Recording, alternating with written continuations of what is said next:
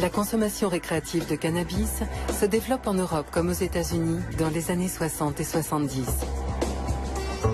Elle devient vite un symbole de contre-culture très apprécié des médias. Bien que peu d'études existent sur ses effets, l'ONU inscrit le cannabis sur la liste des produits stupéfiants aux côtés de l'héroïne, de la cocaïne et du LSD. 20 ans plus tard, l'Europe découvre que la situation a évolué et le cannabis s'est banalisé. Au sein des pays européens, le regard porté sur le phénomène varie fortement. Chacun lui applique des degrés de tolérance divers. Et au cours des années 80 et 90, c'est le statut légal du cannabis qui suscite de nouveaux débats. Mais les données objectives manquent encore pour évaluer l'impact de sa consommation sur la santé publique. Les études se sont multipliées sur le phénomène et son évolution, sur les effets du cannabis sur l'organisme en général et le cerveau en particulier. Mais la médiatisation de certains résultats semble avoir surtout ravivé les polémiques, inquiété l'opinion et suscité des décisions politiques contradictoires. Pourtant, chercheurs et intervenants de santé s'accordent sur un grand nombre de points et leur voix mérite d'être entendue. Le cannabis est de loin la drogue illégale la plus consommée dans le monde et il semble bien qu'au cours des 5 dernières années en Europe, sa situation est encore évoluée.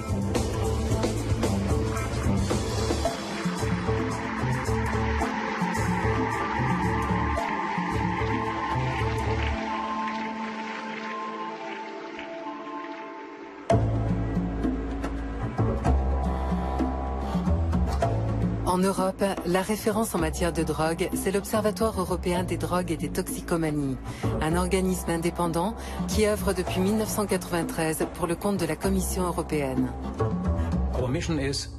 Notre mission consiste à fournir à l'Union européenne, donc aux responsables politiques, des informations fiables et comparables sur les drogues et les problèmes de dépendance.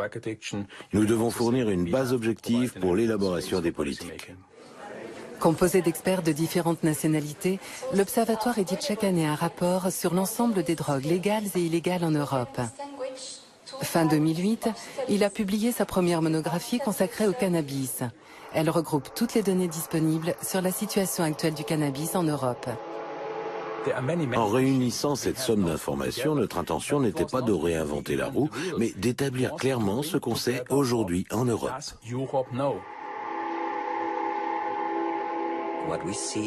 Au cours de ces dernières années, depuis 2000-2003, on constate que dans de nombreux pays, la consommation de cannabis semble se stabiliser. Elle a augmenté pendant une dizaine d'années, mais elle a atteint un point où cette progression s'est maintenant interrompue. Aujourd'hui, sur environ 300 millions d'Européens de 15 à 64 ans, 71 millions ont goûté au cannabis, au moins une fois dans leur vie. Et parmi eux, 13 millions déclarent en avoir consommé plusieurs fois au cours du mois écoulé. Nous avons comparé ces niveaux à ceux des États-Unis, du Canada, de l'Australie. Et les chiffres européens sont relativement moins élevés que dans ces pays. Il y a une dizaine d'années, les taux de consommation étaient très élevés dans quelques pays et beaucoup plus faibles dans tous les autres. On a vu la consommation progresser dans ces pays et ils sont aujourd'hui beaucoup plus nombreux à avoir des taux moyens à élevés. Premier paradoxe, la répartition des différents niveaux de consommation européens semble sans lien avec le degré de tolérance appliqué par chaque pays.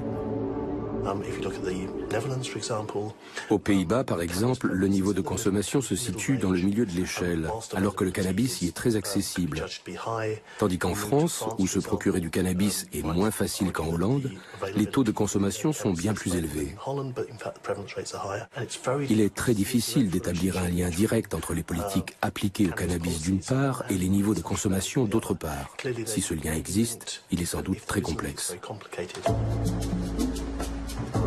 À Saint-Denis, à l'Observatoire français des drogues et des toxicomanies, on souligne le profond changement que traduisent ces données.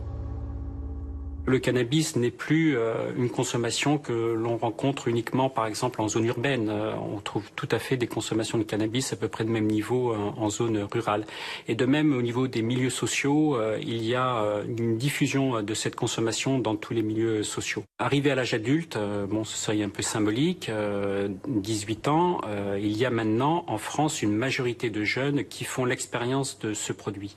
Donc, du point de vue culturel, on peut dire que l'expérimentation, je ne parle pas de consommation, mais l'expérimentation de cannabis devient un phénomène normal chez les jeunes. Le cannabis n'est donc plus aujourd'hui un symbole de contre-culture. Son usage s'est banalisé, mais le produit lui-même a-t-il changé? Le principe actif du cannabis, ce qui fait de lui une drogue, c'est le tétrahydrocannabinol, ou THC. Il se concentre principalement dans la partie fleurie de la plante à maturité. Mais une des particularités traditionnelles de l'Europe était qu'on y consommait essentiellement la résine extraite de la plante. Vérification de la situation actuelle auprès des laboratoires d'analyse de la police française.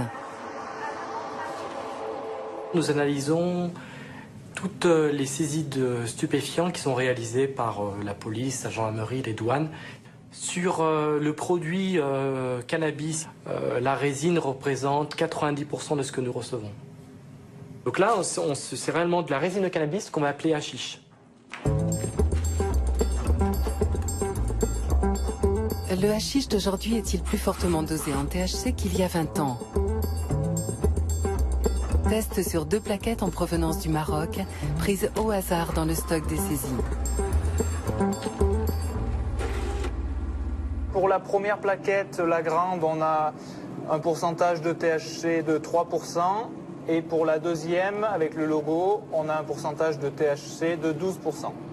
Le taux moyen a légèrement augmenté sur 10 ans, où en gros, on a dû passer de 8 à 10% à peu près en taux moyen de THC. Donc c'est extrêmement faible. Mais là aussi, les choses sont peut-être déjà en train de changer. En Europe, nous consommons toujours 70 à 80% de la résine produite dans le monde.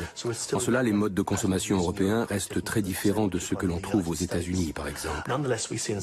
Cependant, dans certains pays, le Royaume-Uni notamment, on constate la disponibilité croissante de cannabis produit localement en culture intensive d'intérieur.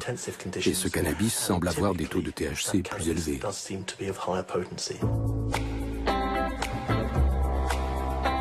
Confirmation de cette tendance à Londres auprès du docteur Leslie King, membre du Conseil consultatif britannique sur l'abus de drogue. 81% du cannabis qu'on trouve aujourd'hui dans la rue est de la sinsémilla, de la skunk, du cannabis issu de cultures intensives. Le développement à grande échelle de la culture d'intérieur a vraiment démarré dans les années 90. Elle utilise des graines sélectionnées. Elles ne sont pas génétiquement modifiées. Elles ont simplement été sélectionnées pour leur capacité à produire des plantes ayant des taux de THC élevés. Ces plantes sont cultivées sous des éclairages intensifs pour qu'elles poussent plus vite et donnent des récoltes plus abondantes. Le pourcentage moyen de THC d'un cannabis de qualité cultivé de cette manière est de l'ordre de 15%. On rencontre parfois des taux supérieurs, mais le plus souvent, ils sont clairement inférieurs et ne se distinguent en rien des produits traditionnellement importés. En fait, au cours des 10 dernières années, la proportion de produits présentant des taux de THC supérieurs à 15% est restée stable. Elle ne représente actuellement que 2 à 3% de l'ensemble du cannabis consommé en Europe. En matière de cannabis, on constate de grands écarts de taux de THC d'un produit à l'autre. Mais est-ce vraiment important en termes de santé publique? Si l'on se réfère au modèle de l'alcool, un verre de vin n'est pas nécessairement plus nocif qu'un verre de bière. Tout dépend de la quantité consommée, de la capacité à adapter sa consommation au produit. On peut même considérer qu'un cannabis fortement dosé en THC a plus de chances de provoquer des effets désagréables chez des consommateurs débutants et pourrait donc les dissuader de consommer. Ce n'est donc pas dans un changement de nature du cannabis que se situent pour le moment les vrais motifs d'inquiétude pour la santé publique. La situation a connu une évolution importante au cours de ces dernières années. Ce n'est pas que la consommation est encore augmentée. Elle est en fait assez stable et nous avons même une bonne nouvelle, elle a commencé à diminuer chez les jeunes. Mais ce qui a changé, ce sont les modes d'utilisation. Sur les 13 millions d'Européens qui ont consommé du cannabis au cours du mois écoulé, 10 millions l'ont fait ponctuellement, souvent dans un environnement festif. Mais environ 3 millions de personnes en Europe consommeraient de manière quotidienne. On a de plus en plus d'usagers qui viennent demander de l'aide dans les centres de traitement, qui se présentent en disant qu'ils ont un problème avec le cannabis. Il ne s'agit plus pour eux de joints entre amis le week-end, mais d'un certain nombre de joints chaque jour. Traditionnellement, le cannabis était une drogue que les gens expérimentaient, consommaient pendant quelque temps, puis abandonnaient naturellement. Il semble que nous ayons aujourd'hui une population qui commence plus tôt, l'utilise pendant plus longtemps et sur un mode qui ressemble plus à celui de la consommation d'alcool. Il est clair que cela va avoir sur le long terme un plus grand impact sur la santé publique. En quoi ces nouveaux modes de consommation vont-ils entraîner de plus grands problèmes de santé publique? À Biarritz, Annie Sasko intervient en prévention auprès de jeunes préadolescents surfeurs pour les sensibiliser à cette question. Mais ceux qui en utilisent, à votre avis, pourquoi ils utilisent ces produits? Ils en ont envie. Pour elle, les dangers de la consommation de cannabis sont bien réels, mais ce ne sont pas ceux auxquels on pense de prime abord. Je pense qu'un des problèmes majeurs du cannabis, c'est certainement qu'il se fume et que tous les produits que l'on fume vont aboutir à la formation de produits de combustion, dont des goudrons, des amines polycycliques aromatiques, un certain nombre de composés dont nous sommes sûrs qu'ils sont des cancérogènes. L'essentiel, c'est de ne pas s'installer dans ce type d'habitude. C'est pareil pour le tabac. C'est pas trop grave d'avoir fumé pendant quelques années, mais par contre, il ne faut pas s'installer dans la durée. Aujourd'hui, dans nos pays, l'importance du tabac est évidemment beaucoup plus grande que celle du cannabis, mais c'est quand même préoccupant. On a des jeunes qui vont fumer tous les jours, plusieurs joints par jour.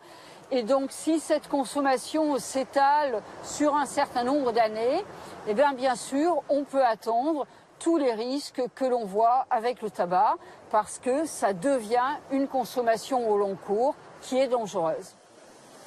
Une préoccupation d'autant plus légitime en Europe, où le cannabis est généralement fumé, mélangé avec du tabac. En mélangeant cannabis et tabac, on a non seulement les risques du cannabis, mais aussi ceux du tabagisme associé. Mais à l'inverse, on constate en Europe un changement vis-à-vis du tabac, tant dans les politiques que dans la perception par le public des risques qu'il entraîne. Or, il se pourrait que ce changement ait un effet sur la consommation de cannabis. Il pourrait en partie expliquer le fait que les jeunes, en particulier, commencent à se détourner de son usage. Autre paradoxe, le premier danger objectif du cannabis est aussi l'argument de santé qui semble frapper le plus les usagers. Pourtant, les campagnes de prévention se focalisent exclusivement sur les risques liés à ses effets en tant que drogue. Après, tu fumes un joint par semaine ou un joint par jour et après tu sors plus. Tu vas plus à l'école, et tu sors que pour choper ou pour fumer. Malaise, angoisse, bad trip, déconcentration, perte de mémoire, le cannabis est une réalité. Alors que sait-on aujourd'hui des effets psychoactifs du cannabis? Des équipes de neuropharmacologie ont découvert il y a une dizaine d'années qu'il active un très grand nombre de récepteurs disséminés dans toutes les zones de notre cerveau qui réagissent uniquement aux molécules complexes du THC. Un des seuls endroits dans le cerveau où il y a très peu de récepteurs cannabinoïdes, c'est justement dans les centres de contrôle végétatif.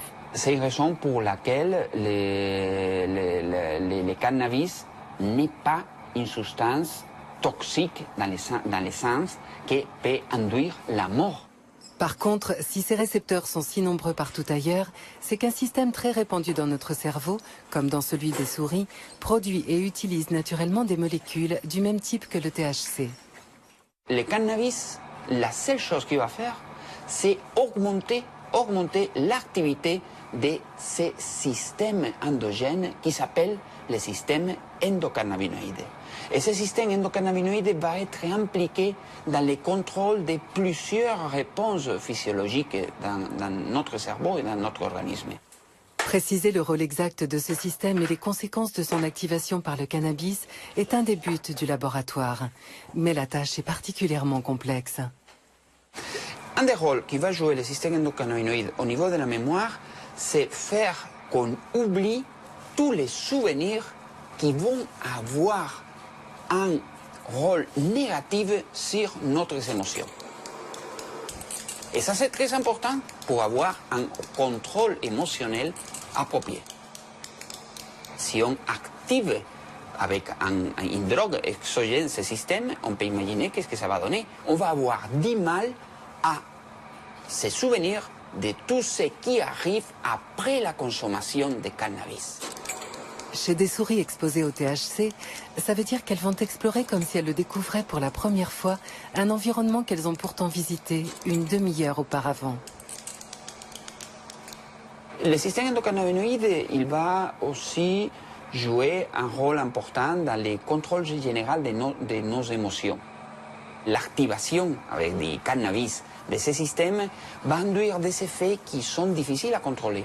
Parce que le cannabis peut augmenter ou diminuer l'anxiété, indépendant de la vulnérabilité du sujet, de l'expérience du sujet, de beaucoup de facteurs. Quelqu'un qui consomme cannabis, c'est difficile de contrôler quels sont les effets réels au niveau de l'anxiété. Ce système endocannabinoïde joue un rôle très très complexe. Alors comment ces subtiles modifications de la biologie de leur cerveau sont-elles vécues par les consommateurs? Catherine Reynaud vient d'achever en collaboration avec l'OFDT une étude sur de jeunes adultes usagers réguliers de cannabis. Bien que la grande majorité soit des usagers quotidiens, il faut noter qu'il y a environ la moitié d'entre eux, et même un peu plus, qui ne perçoivent pas d'effets indésirables à leur pratique. Chez les autres, les effets indésirables sont à leur avis très liés aux situations de surdose, c'est-à-dire les jours où pour une raison ou une autre, ils vont fumer un peu plus. Donc là, ils parlent beaucoup d'apathie, de fatigue, du fait d'avoir du mal à se réveiller le matin. Je crois que c'est moins d'1 sur 5 qui parlent de problèmes de mémoire, mais parce qu'on les interroge sur le sujet. Pour eux, c'est pas forcément un problème majeur dans leur vie.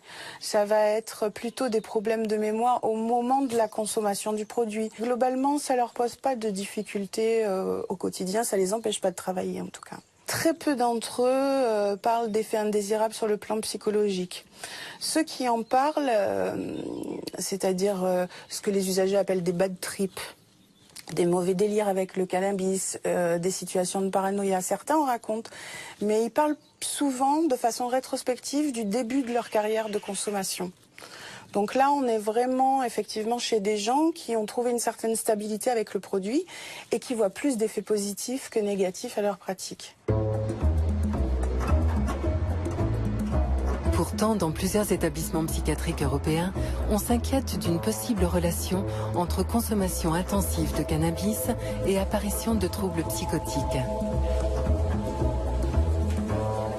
Les pathologies dont on s'occupe émergent au début de l'âge adulte ou à l'adolescence, et que c'est tout particulièrement cette période-là où les jeunes consomment des substances, et notamment le cannabis. Ce qu'on observe, c'est que les gens qu'on voit arriver avec un premier épisode psychotique sont à 70% des consommateurs réguliers, donc au moins une fois par semaine de cannabis.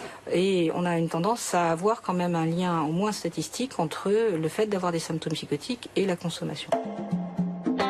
À Londres, John Wheaton effectue des recherches à l'Institut de psychiatrie Maudsley.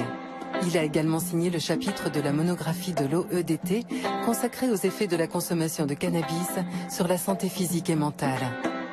La relation entre cannabis et psychose est un sujet débattu dans la littérature scientifique depuis déjà plus d'un siècle.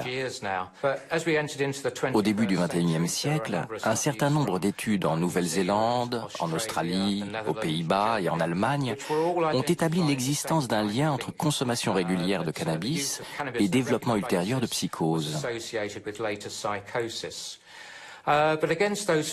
Pourtant, si on considère le nombre de cas de schizophrénie déclarés dans le monde occidental, ce chiffre n'a pas augmenté au cours des 30 dernières années. On est donc face à une sorte d'énigme.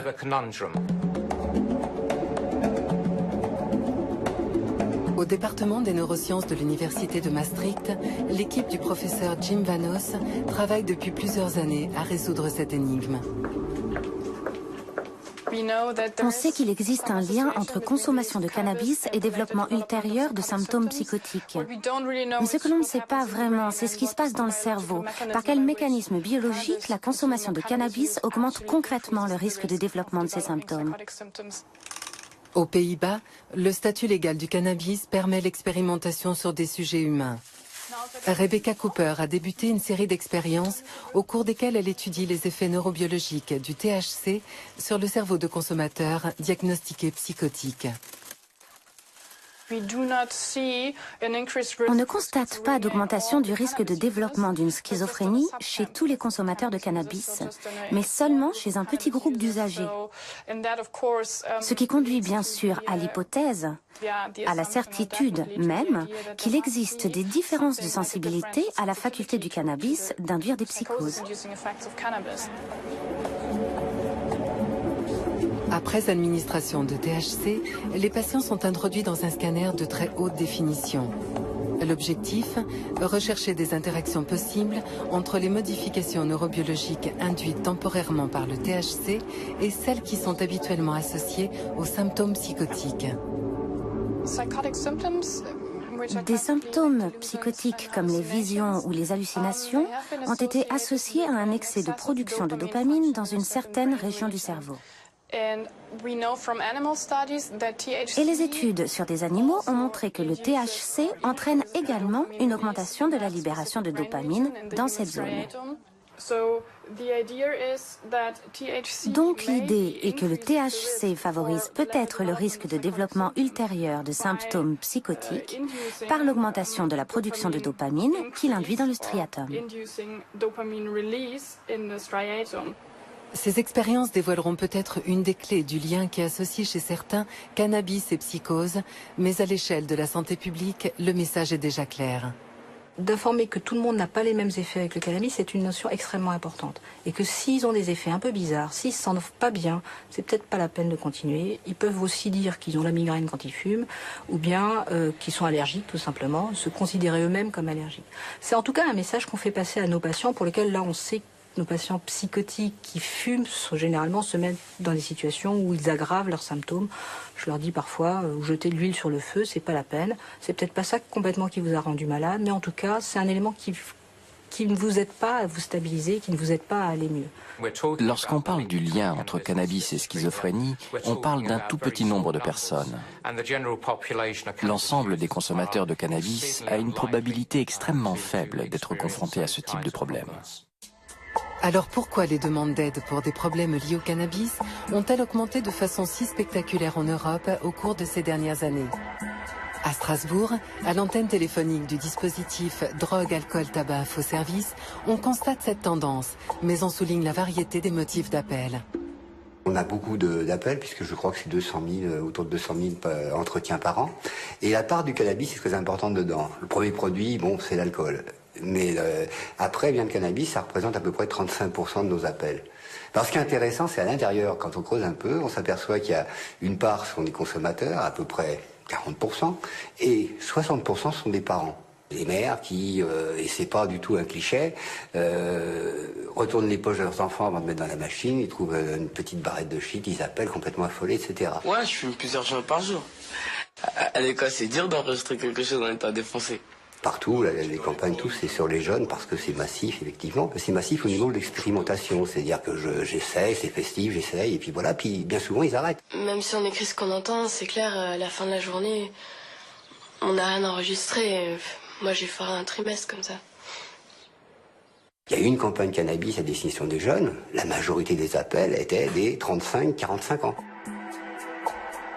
On essaie de savoir les raisons pour lesquelles la personne consomme, etc.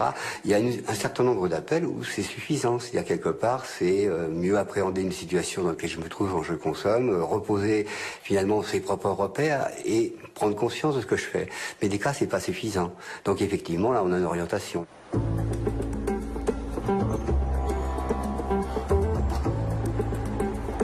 À Berlin, le Therapieladen est la première structure en Europe à avoir proposé dès le milieu des années 80 un accueil et des thérapies spécifiques destinées aux consommateurs de cannabis en difficulté. Quand on a commencé en 1985, on était une institution assez exotique parce que l'aide aux toxicomanes s'adressait surtout aux héroïnomanes. Le cannabis était plutôt considéré comme secondaire et on n'associait pas aux problèmes de dépendance.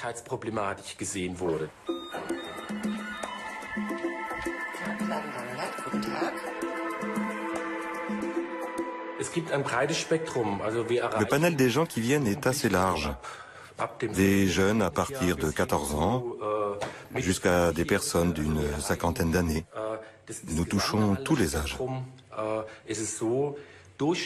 Les consommateurs de cannabis en difficulté qui nous consultent ont en moyenne 25 ans. Ils ont une dizaine d'années de consommation derrière eux et rencontrent des problèmes depuis quelque temps déjà.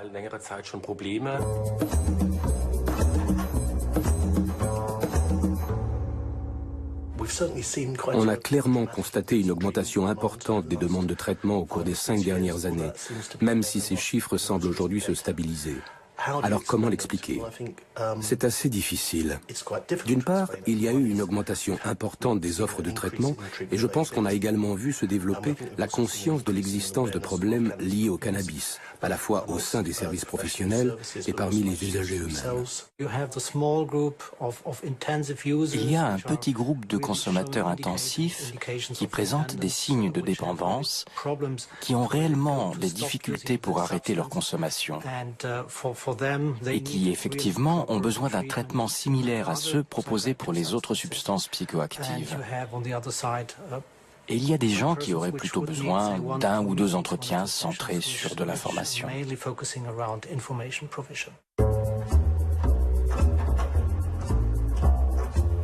Contrairement à une idée communément répandue chez les consommateurs, le cannabis serait donc susceptible d'entraîner une dépendance?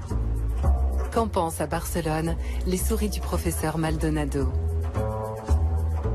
Dans nos recherches, par exemple, on a mis en évidence des modèles dans lesquels les souris vont montrer un plaisir induit par le cannabis après l'administration. On administre du THC à une souris et on l'enferme dans un compartiment. Plus tard, on lui administre un produit neutre et on l'enferme dans l'autre compartiment. On reproduit le cycle plusieurs fois et le jour de l'expérience, on lui laisse libre accès aux deux compartiments. Cette souris manifeste un goût prononcé pour le THC. On a aussi montré comment des dérivés du cannabis vont être auto-administrés par une souris.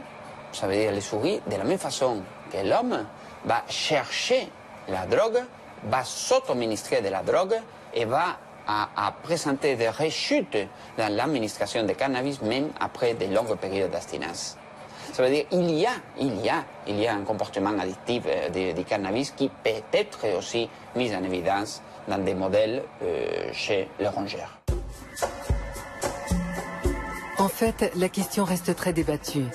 Les mécanismes en jeu dans les phénomènes de dépendance sont au cœur des recherches les plus récentes en neurobiologie. Et chaque nouvelle découverte peut remettre en question l'interprétation des résultats précédents. Si l'animal s'auto-administre un produit, ça ne veut pas dire, et nous pensons que non, que ce produit est addictif. Ça veut dire qu'il peut entraîner une certaine satisfaction qui pousse l'animal à aller reprendre du produit, mais pas forcément la pharmacodépendance.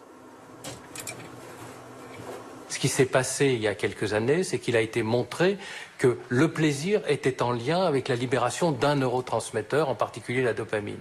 Et que par conséquent, c'est ça où le raisonnement peut s'être trompé, par conséquent, si la dopamine intervient dans la fabrication du plaisir, elle est donc responsable de la fabrication de la dépendance. Ce qu'on est en train de montrer, c'est qu'effectivement, la dopamine intervient dans le plaisir, mais qu'il y a beaucoup de chances pour que cette dopamine qui intervient dans le plaisir n'intervienne pas au niveau de la dépendance. En fait, la dopamine serait une sorte d'esclave d'un système qui se trouve au-dessus d'elle, en amont d'elle, et qui fonctionne avec deux autres neuromodulateurs qui seraient la noradrénaline et la sérotonine. Vous avez un système noradrénergique qui est extrêmement réactif, qui intervient sur votre vigilance, sur la façon dont vous regardez l'environnement, et un autre système sérotoninergique qui, lui, est chargé de vous protéger, de protéger votre cerveau contre les événements extérieurs. Et ce que nous pensons avoir trouvé, c'est que lorsque l'on prend des drogues de façon répétée, on active ces deux systèmes et que la conséquence biologique de cette activation, c'est un découplage. C'est-à-dire que chaque système qui normalement est contrôlé par l'autre et réciproquement, eh bien chaque système devient autonome et il part tout seul, soit vers une pulsion très forte, vers quelque chose, et d'un autre côté, un sérotoninergique qui ne réagit plus, c'est-à-dire qu'il n'y a plus de contrôle des impulsions. Donc là, vous êtes dans la pharmacodépendance. À l'appui de cette nouvelle théorie, l'équipe de Jean-Paul Tassin a démontré que les amphétamines, la cocaïne, l'héroïne et l'alcool entraînent ce découplage. En ce qui concerne le cannabis, eh bien, quand on a essayé de l'injecter à plusieurs reprises, comme on fait pour les autres produits, aux animaux, ce n'est pas du cannabis qu'on a injecté, mais du tétrahydrocannabinol, à ce moment-là, on n'obtient pas de découplage. Donc on a la notion que le tétrahydrocannabinol en tant que tel ne peut pas entraîner de dépendance. Mais l'exemple du tabac est venu nuancer cette affirmation. La nicotine, eh bien, en tant que telle, elle est considérée comme étant le produit actif du tabac. Or, si on prend la nicotine toute seule, chez l'animal, il n'y a pas de découplage. Il se trouve qu'il y a 3000 autres composants dans le tabac et que parmi eux, il y a ce qu'on appelle des inhibiteurs de monoaminoxydase. Et si on mélange la nicotine et ces produits et qu'on les injecte à l'animal, à ce moment-là, on a le découplage.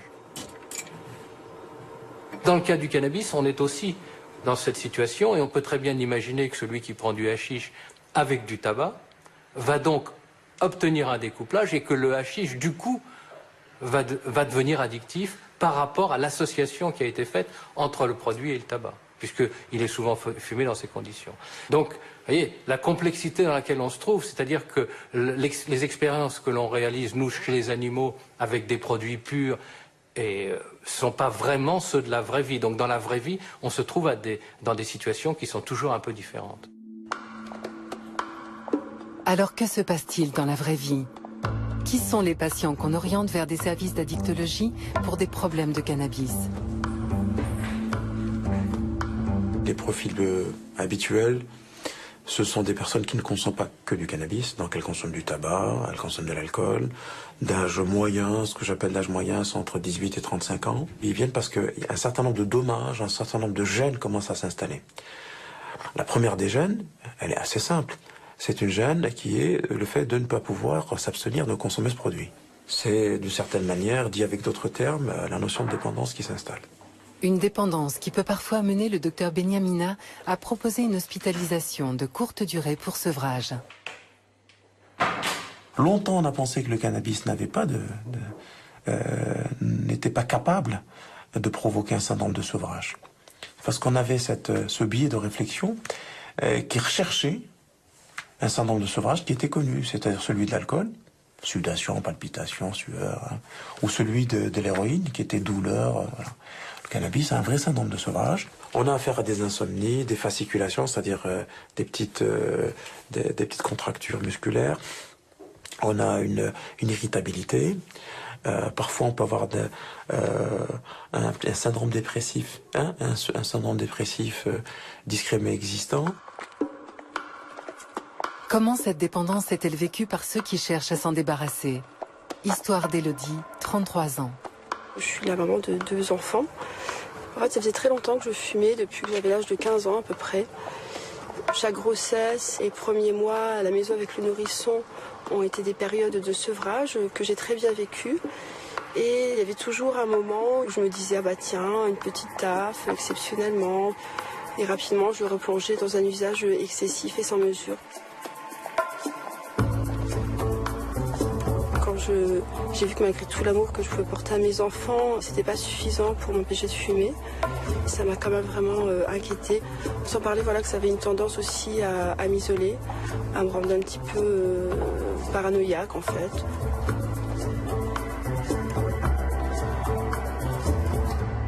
J'ai compris que je s'étais condamnée un petit peu à l'abstinence par rapport au cannabis. Parce que jusqu'à présent, vous pensiez pouvoir consommer? Voilà, jusqu'à présent, je pensais que m'arrêter me donnerait suffisamment de force et de recul pour pouvoir en user avec modération. Et en fait, non, je me rends compte que j'ai une grande faiblesse par rapport à ce produit et que je retourne tout de suite dans l'excès et en consommer de manière immodérée et irraisonnable. Ça fait 1 an que je le vois à raison d'une fois toutes les 6 semaines. C'est un suivi assez à distance un petit peu, j'ai envie de dire. Alors qu'est-ce que vous envisagez pour éviter de rechuter cette fois? Rien d'autre que la volonté, les bénéfices que j'ai retirés de l'arrêt. Vous les sentez là? Ah oui, non, ça a été immédiat. Une ouverture au monde, plus de dynamisme. Je me sens mieux dans ma vie, mieux dans mes baskets, plus prête à affronter mes problèmes. Et voilà, une meilleure estime de moi. Et donc là, c'est comme si je réintégrais mon corps, je réintégrais ma vie, je reprenais un petit peu le contrôle de ma vie, des événements, après un long sommeil, quoi. Donc voilà, j'étais en jachère. L'école de Charles O'Brien, avec George Woody, avait fait un travail qui est resté célèbre. Il a été publié dans la revue Addiction en 1993, dans lequel ils avaient comparé le pouvoir de dépendance des produits. Et c'est à ce moment-là, on s'est rendu compte de quelque chose d'extrêmement important. Le produit, si vous cumulez l'intensité de la dépendance, et vous faites un histogramme, le premier produit qui a le pouvoir de dépendance le plus élevé, c'est le tabac. Suivi ensuite par la cocaïne, 3e position l'héroïne, 4e position l'alcool, et le dernier, c'est le cannabis. Ce qui expliquerait pourquoi une part non négligeable des 3 millions d'Européens qui consomment quotidiennement du cannabis ne rencontrent aucun des problèmes habituellement associés à une dépendance aux drogues. Les usagers réguliers qu'on a interviewés sont majoritairement des usagers quotidiens. Et pour le regard de santé publique, sont des usagers qui sont très intensifs. Puisque dans le groupe, on a des gens qui peuvent fumer jusqu'à 20 joints par jour. Pour la grande majorité, on est dans une consommation de 5 à 6 joints quotidiens. Pour eux, qui sont majoritairement des gens qui sont insérés, qui ont réussi leurs études, qui travaillent, le cannabis ne leur a pas posé de difficultés sociales. C'est-à-dire que ça les a pas empêchés de conduire leur vie comme ils l'entendaient. Selon moi, une consommation intensive, même si le sens d'intensif peut être discuté, disons une consommation quotidienne, a sûrement des conséquences, mais n'implique pas forcément des performances diminuées. C'est comme pour l'alcool. Même avec une consommation régulière, on peut rester tout à fait capable d'accomplir de nombreuses tâches.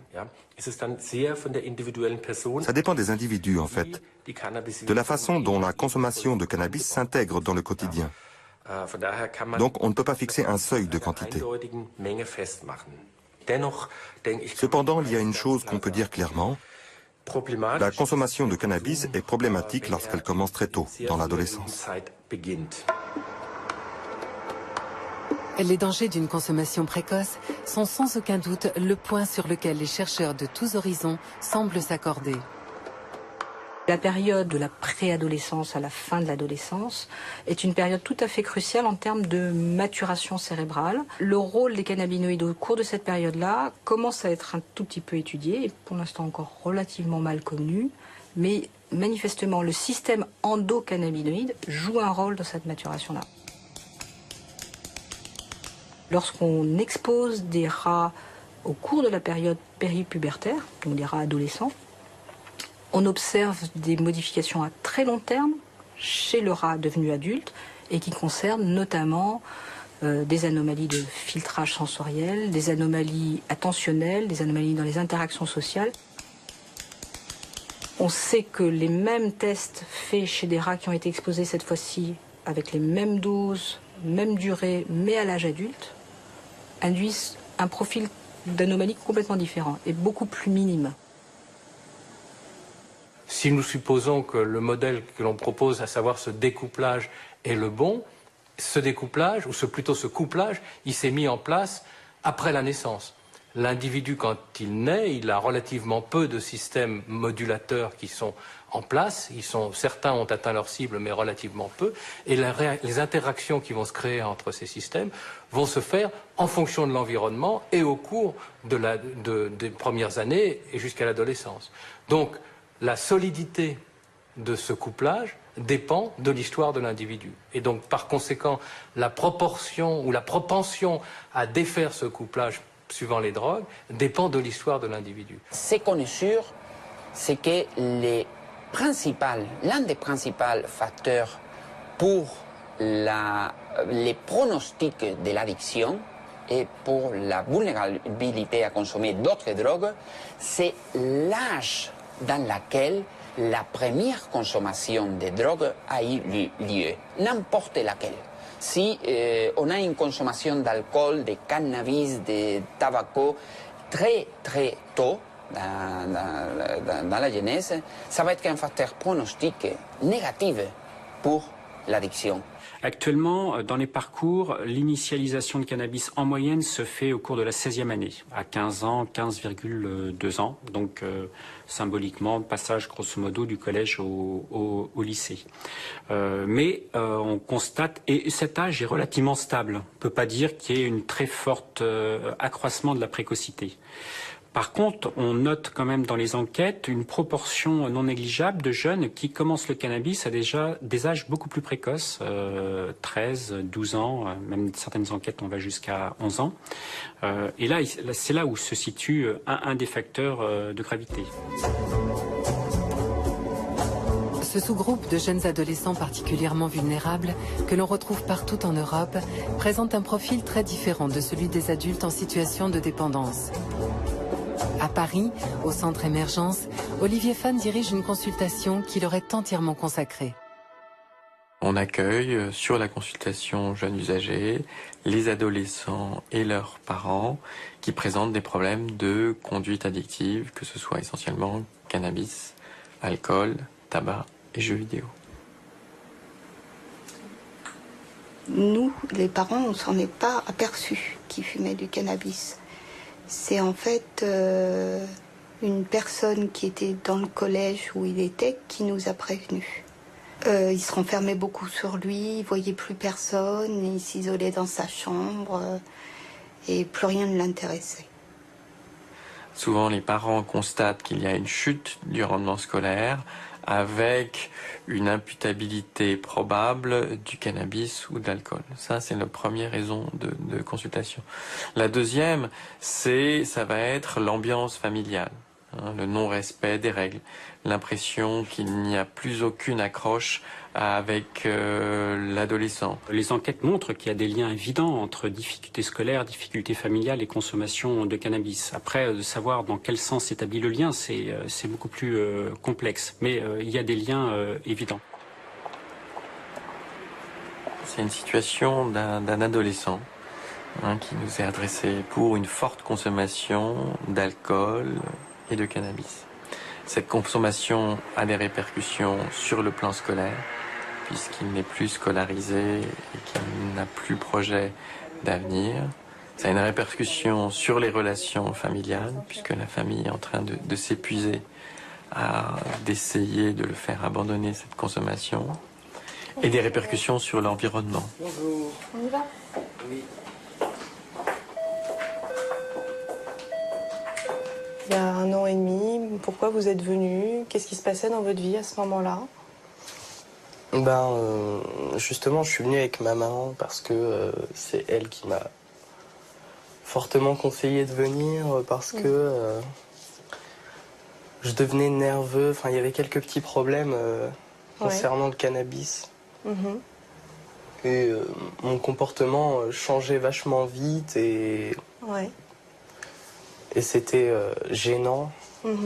À cause du cannabis, tout ce qui me touchait, c'est pas comme si ça me touchait, mais c'est comme si ça me percutait violemment, quoi. Donc je ressentais tout beaucoup plus fort et je me prenais...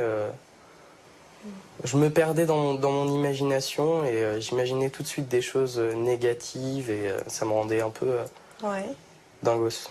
Et donc c'était pas trop possible la vie en communauté à la maison si je me contrôlais pas.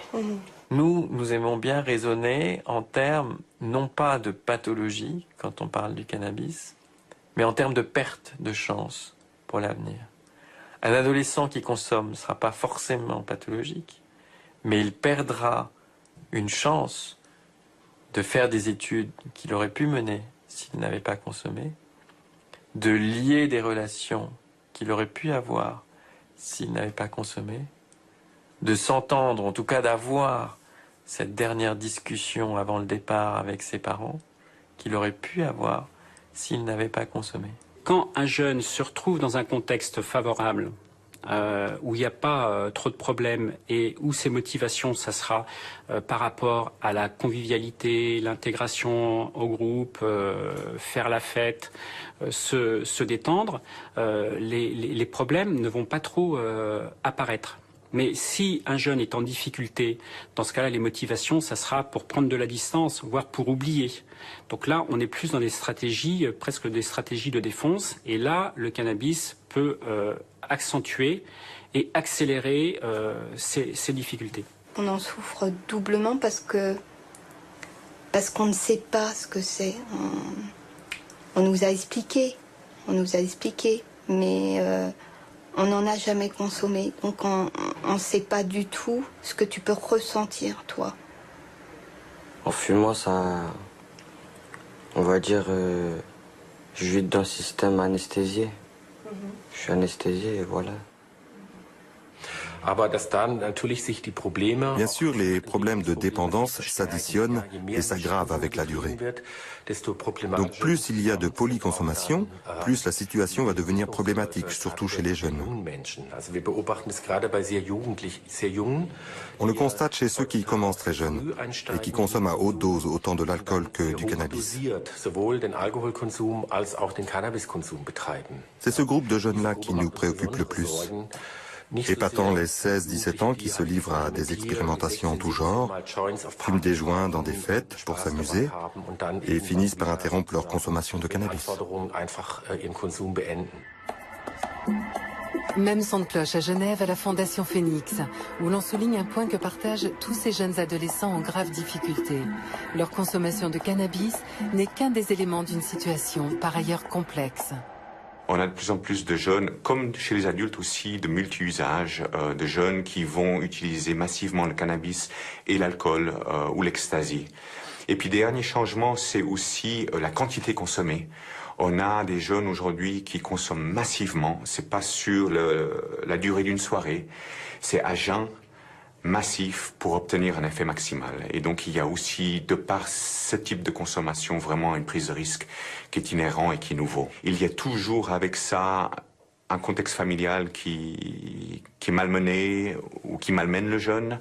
Typiquement, un conflit entre parents majeur, massif dans la durée, que le couple soit marié ou non, peu importe, mais des scènes à répétition avec violence verbale, ou violence physique fait partie de ce portrait, alors tout à fait classiquement. Un mauvais lien entre parents et enfants à l'adolescence est aussi un des signaux vraiment de caractéristiques de ce profil-là. On ne peut pas se borner à donner une réponse pour le cannabis et omettre les autres éléments, puisqu'elles se nourrissent mutuellement. Alors, quel type d'aide peut-on proposer pour ce groupe qui concentre à lui seul l'essentiel des problèmes graves liés au cannabis?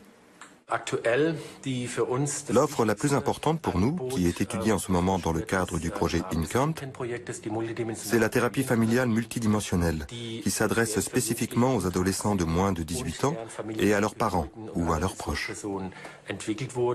Le programme InCant vise à évaluer dans 5 pays européens les résultats de cette thérapie familiale qui aborde de façon plus globale l'ensemble des problèmes que rencontrent ces jeunes adolescents.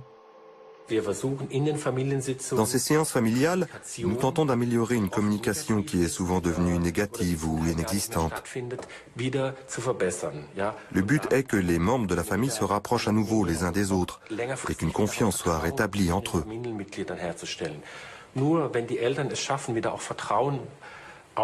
Ce n'est que si les parents parviennent à regagner la confiance de leurs enfants qu'ils retrouveront une autorité parentale et pourront leur dire ce qu'ils ont le droit de faire ou pas.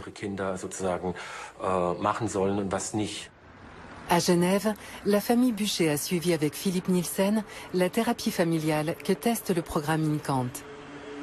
C'est une des situations qui m'avait été orientée par la justice. Quentin, qui à l'époque, sauf erreur, avait 15 ans, était en prison.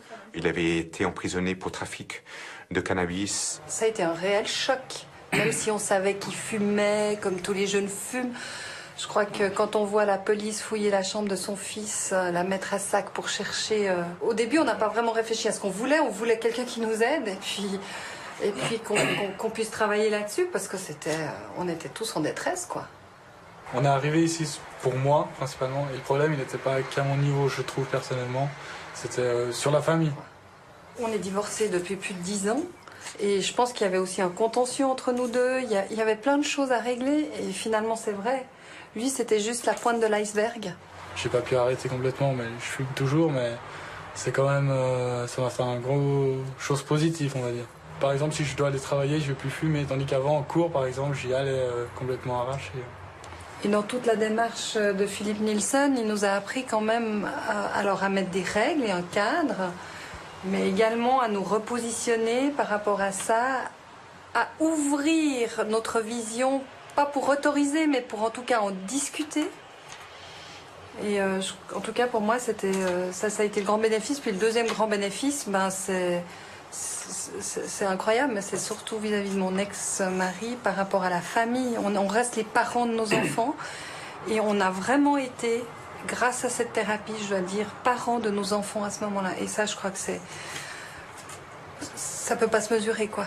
Je crois que ce programme InCant qui donc teste l'efficacité d'une forme de thérapie familiale, mais aussi extrafamiliale sur sol européen, je dois donner un autre souffle à la prise en charge des jeunes avec ces problèmes-là aujourd'hui.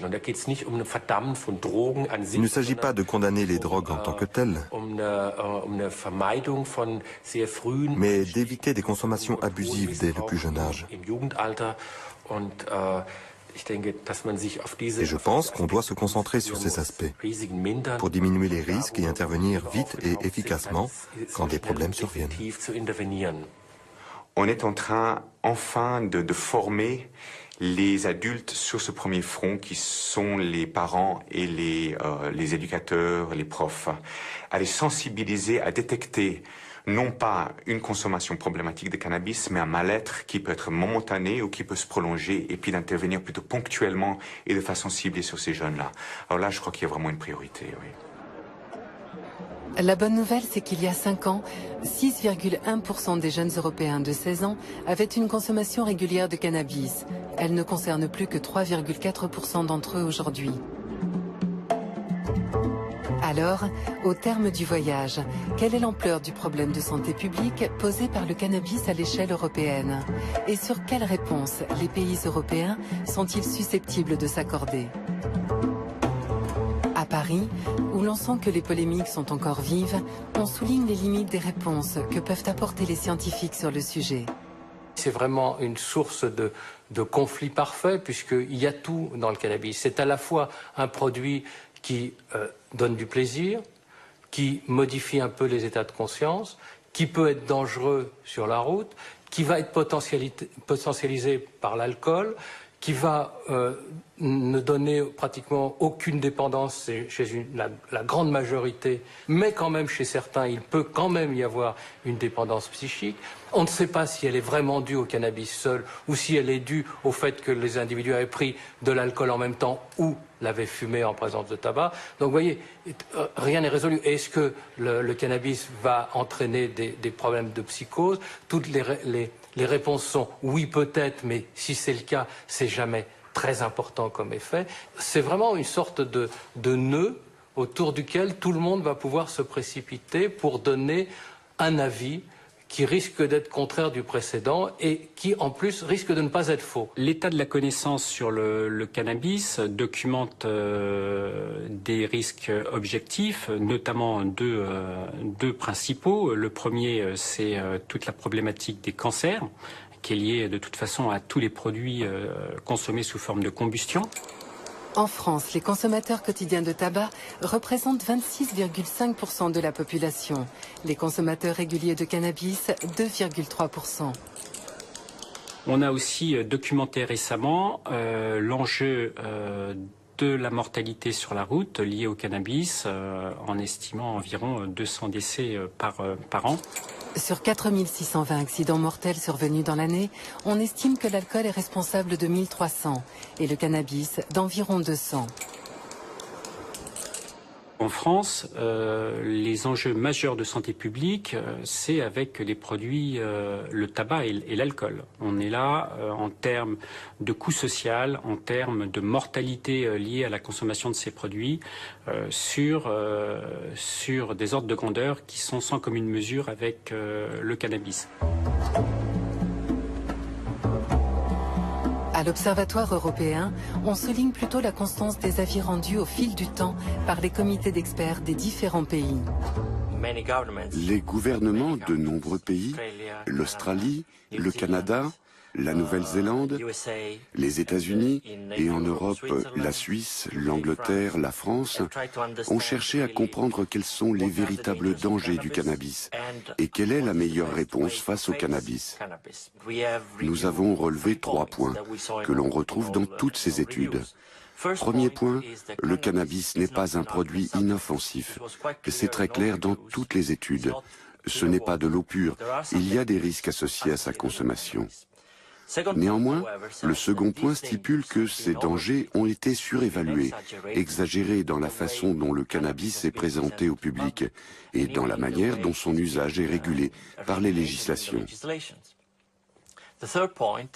Le troisième point est plutôt une recommandation que l'on retrouve dans tous ces travaux. Au lieu de sanctions pénales, la meilleure façon de répondre à l'usage illicite du cannabis serait d'appliquer des solutions alternatives, comme par exemple des amendes, un traitement ou une assistance si besoin, ou des sanctions administratives. Chaque fois qu'un comité scientifique a été consulté par son gouvernement sur la question du cannabis, ses conclusions ont été similaires. Alors pourquoi les pays européens ne s'appuient-ils pas sur ce socle commun pour harmoniser leur politique ? Nous allons aussi loin que possible, mais j'imagine que derrière cette question, vous me demandez jusqu'à quel point nous influençons les politiques. Et si c'est le cas, eh bien, sachez que ce n'est pas notre rôle. Nous fournissons nos informations et nos analyses aux politiques et il leur appartient ensuite de prendre leurs décisions. Il y a de nombreuses différences, mais je pense qu'elles découlent toutes du fait que la législation internationale impose, avec quelques réserves, l'obligation de considérer la possession de cannabis comme un délit.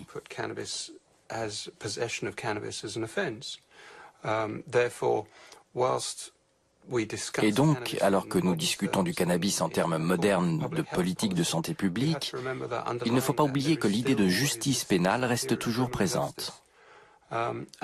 Donc, chaque pays cherche à trouver un équilibre entre la dimension pénale et la dimension de santé publique. La controverse autour du cannabis, ou plutôt la différence d'approche, qui fait que l'on peut être gardé une nuit au poste de police dans certains pays, alors que l'on peut acheter librement dans d'autres, reste une réalité qui va, je pense, continuer à susciter des discussions. En fait, les questions de santé publique posées par la banalisation du cannabis ressemblent beaucoup à celles que suscitent nos consommations massives de drogue légale. Elles nous renvoient finalement aux ambiguïtés de notre attitude à leur sujet. Il n'y a pas de politique européenne commune sur l'alcool. L'âge légal varie, qui peut en acheter, en boire, où l'on peut en boire. Il n'y a pas non plus de politique commune européenne en matière de tabac. Là encore, l'âge légal, les lieux où on peut en consommer ou pas. Le cannabis est différent en ce qu'il est une drogue illégale et non une drogue légale, dont le marché est régulé. Mais on évoque souvent ces trois produits ensemble pour les comparer. Alors comparons les politiques qui les concernent. Il n'y a aucune politique européenne commune sur ces sujets. Pourquoi y en aurait-il une sur le cannabis ?